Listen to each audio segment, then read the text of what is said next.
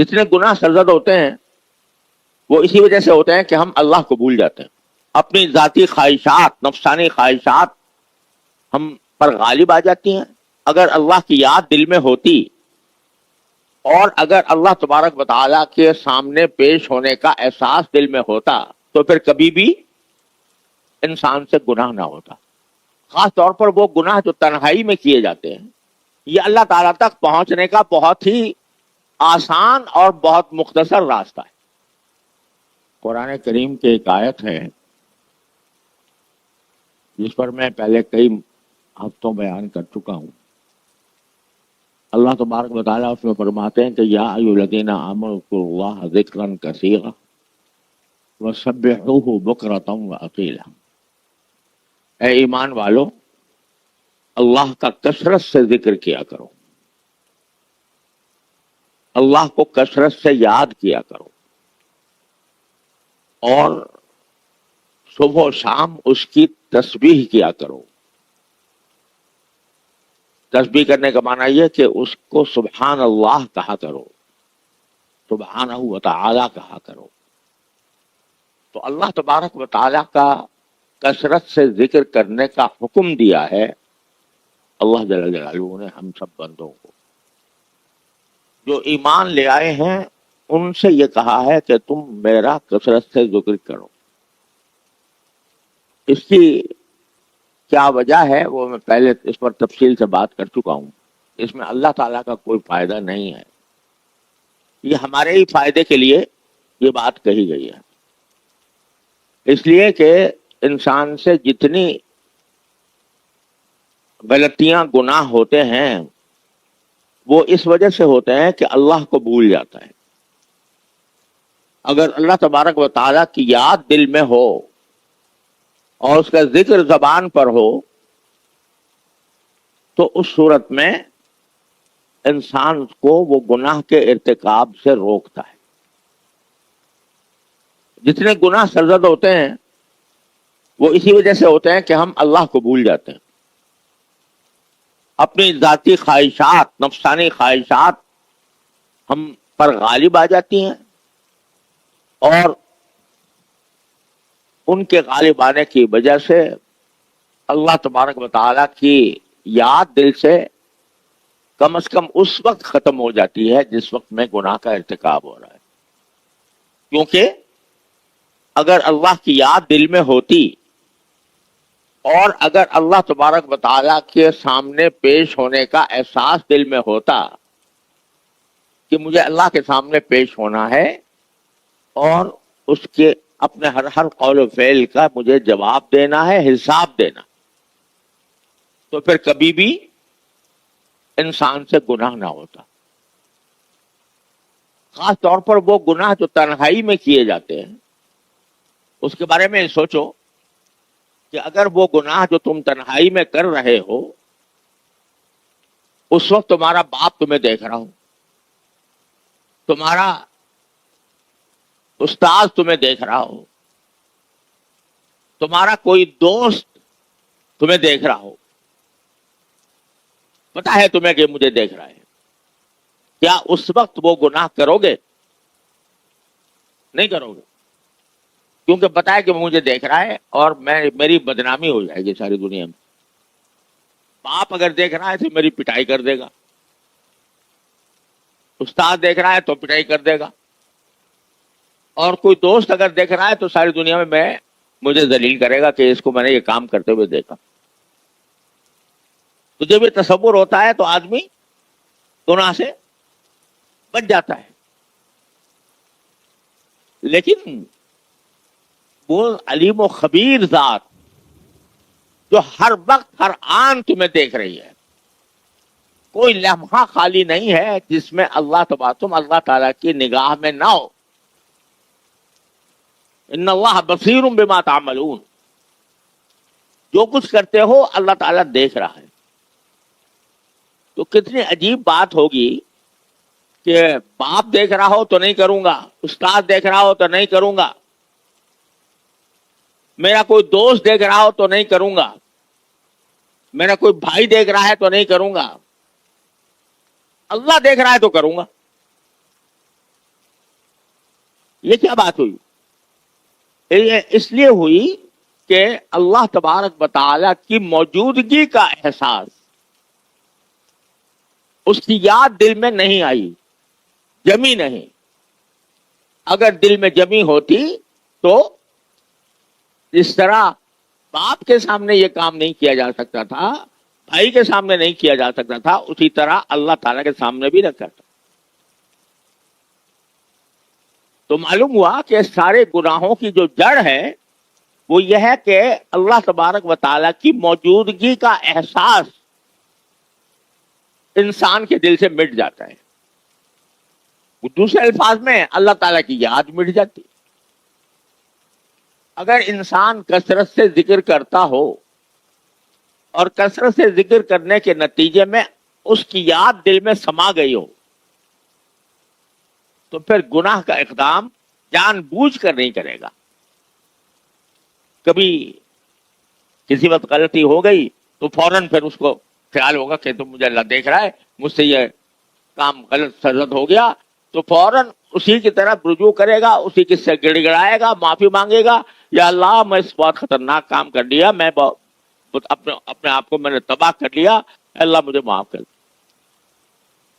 تو معلوم ہوا کہ اللہ کا ذکر اور اللہ جل جلالہ کی یاد یہ ایسی چیز ہے جو انسانوں کو صحیح رکھتی ہے، سیدھے راستے پر رکھتی ہے۔ یہ یاد مٹ جائے یا اس سے غفلت ہو جائے، مستقل غفلت ہو جائے، تو آدمی راہ راستے ہٹ جاتا ہے۔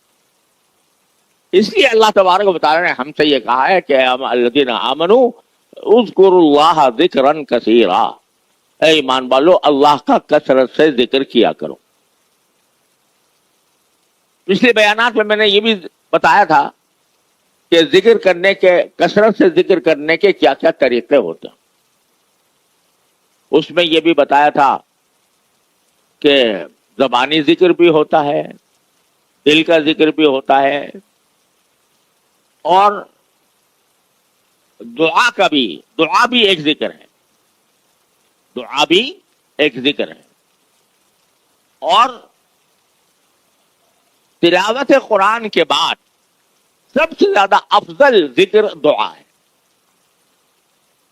ذکر کی سب سے اعلیٰ اور افضل قسم تو تلاوت قرآن ہے، اس سے بڑھ کر کوئی اور بڑا ذکر نہیں ہے۔ سب سے عظیم ذکر، سب سے زیادہ نافع ذکر، سب سے زیادہ فائدہ مند ذکر کیا ہے؟ تلاوت قرآن۔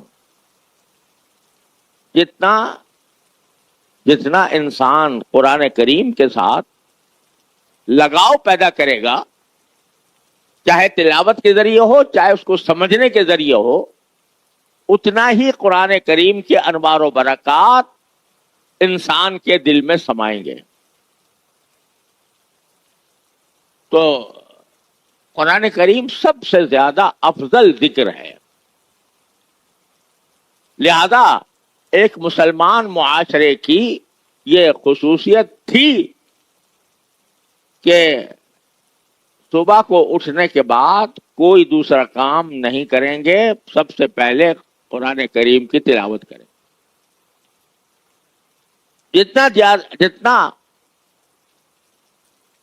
جتنا قرآن کی تلاوت زیادہ ہوگی، اتنی ہی دل میں اللہ تبارک و تعالیٰ کی عظمت و محبت ترقی کرے گی، روحانیت ترقی کرے گی۔ تو سب سے افضل ذکر تو قرآن کریم کی تلاوت ہے، یا قرآن کریم کی تفسیر پڑھنا ہے، اور اس کے بعد دوسرے نمبر پر جو سب سے زیادہ افضل ذکر ہے وہ دعا ہے۔ اللہ تبارک و تعالیٰ سے ہر وقت کچھ نہ کچھ مانگنے کی عادت ڈالنا، چھوٹی سے چھوٹی چیز بھی اللہ تعالیٰ سے مانگے، اپنی ہر چھوٹی بڑی حاجت اللہ تعالیٰ سے مانگے، اور اس مانگنے کا نقد فائدہ تو یہ ہے کہ وہ ثواب مل گیا آپ کو۔ یا اللہ گرمی لگ رہی ہے، گرمی دور کر دیجئے، یا اللہ سردی لگ رہی ہے، سردی کم کر دیجئے، یا اللہ میں کہیں جانا چاہتا ہوں، اچھی سواری مجھے عطا فرما دیجیے، سواری میں بیٹھ گیا ہوں تو یا اللہ مجھے عافیت کے ساتھ منزل تک پہنچا دیجیے، گھر میں داخل ہو رہا ہوں تو یا اللہ میں سب کو عافیت کے ساتھ پاؤں، سامنے کھانا آ گیا ہے تو یا اللہ میں اس کو شکر کے ساتھ کھاؤں، مجھے شکر ادا کرنے کی توفیق عطا فرمائیے۔ ہر چھوٹی بڑی حاجت ہر وقت اللہ سے مانگنے کی عادت۔ رسول کریم سرورت عالم صلی اللہ علیہ وسلم کا ارشاد ہے کہ اگر تمہارے جوتے کا تسمہ بھی ٹوٹ جائے تو اللہ سے مانگو۔ عجیب بات فرمائے، جوتے کا تسمہ ٹوٹ گیا تو کہو کہ یا اللہ میرے جوتے کا تسمہ ٹوٹ گیا ہے، ٹھیک کر دی۔ حالانکہ ظاہر ہے جب جوتے کا تسمہ ٹوٹ گیا تو اس کو جوڑنے کے لیے کوئی فکر کرے گا آدمی؟ خود اگر جانتا ہے جوڑنا خود جوڑے گا، خود نہیں جانتا تو کسی جاننے والے کے پاس جائے گا، اس کو دے گا، موچی کو دے گا کہ بھائی اس کو درست کر دو۔ لیکن رسول کریم صلی اللہ علیہ وسلم فرماتے ہیں کہ پہلا کام یہ کرو کہ اللہ میرا جوتے کا تسمہ ٹوٹ گیا، اس کو ٹھیک کرا دیجیے۔ پہلا کام یہ کیوں؟ اس لیے کہ اگر تم دعا کے بغیر، اللہ سے مانگے بغیر جوتے کا تسمہ ٹھیک کرنے کے لیے خود کوشش کرو تو پتہ نہیں تم سے بنے یا نہ بنے۔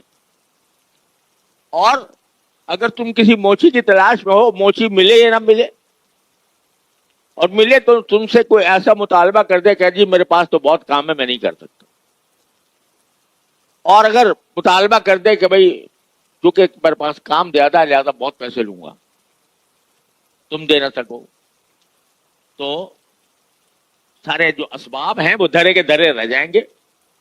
لیکن جب اللہ سے مانگا کہ یا اللہ اس کو میرا ٹھیک کرا دیجئے، تو اللہ تعالیٰ ہی مسبب الاسباب ہے، وہ اسباب پیدا فرمائے گا۔ لہذا جوتے کا تسمہ ٹوٹنے پر بھی اللہ تبارک و تعالیٰ کو پکارنے کا حکم دیا نبی کریم سرورت عالم صلی اللہ علیہ وسلم۔ یہ بات تو ایک مثال کے طور پر فرما دی نا آپ نے کہ مثال سے تمہارا جوتے کا تسمہ ٹوٹ گیا، کپڑا پھٹ گیا، اس پر بھی یہ صادق آتی ہے، اور کوئی نقصان ہو گیا اس پر بھی بات صادق آتی ہے، یا اللہ میرا نقصان ہو گیا مجھے اس کی تلافی کر دیجیے۔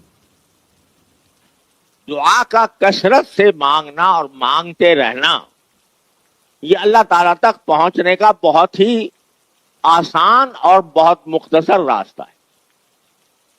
جتنا بندہ دعا زیادہ کرے گا اتنا ہی اللہ کا قرب حاصل ہوگا۔ اللہ تبارک و تعالیٰ زیادہ مانگنے سے اکتاتا نہیں ہے کہ بھئی تو ہر وقت مانگتے ہی رہتا ہے۔ اگر فرض کرو دنیا کے اندر کوئی آدمی آپ کے پاس آتا ہے، صبح کو آ کے یہ کہہ رہا ہے میرا یہ کام کر دو، فوراً 1 گھنٹے بعد کہتا ہے یہ کر دو، 1 گھنٹے کے بعد کہتا ہے یہ کر دو، تو بھاگ جاؤ، تو نے سارا اوقات میرے گھیر لیے، ہر وقت سر پہ سوار رہتا ہے۔ لیکن اللہ تبارک و تعالیٰ سے اگر مانگتے رہو مانگتے رہو مانگتے رہو، جتنا چاہو مانگو، وہ کہتے ہیں کہ میں مانگنے پر خوش ہوتا ہوں، بندے کے مانگنے سے میں خوش ہوتا ہوں، اور اتنا خوش ہوتا ہوں کہ بندے کو اپنا قرب عطا کرتا ہوں۔ جتنا مانگو گے اتنا ہی اللہ تعالیٰ کا قرب حاصل ہوگا۔ اذا سألک عبادی انی فانی قریب، جب میرے بندے مجھ سے مانگے تو میں قریب ہوں، یعنی مانگنے کے نتیجے میں تمہیں میرا قرب حاصل ہو جائے گا۔ اللہ تعالیٰ نے ایسا دروازہ کھولا ہوا ہے ہمارے آپ کے لیے دعا کا۔ ہر چھوٹی بڑی حاجت اللہ تعالیٰ سے مانگو، اور اپنی ذاتی حاجت بھی، اور کوئی اجتماعی حاجت ہو تو وہ بھی اللہ تعالیٰ سے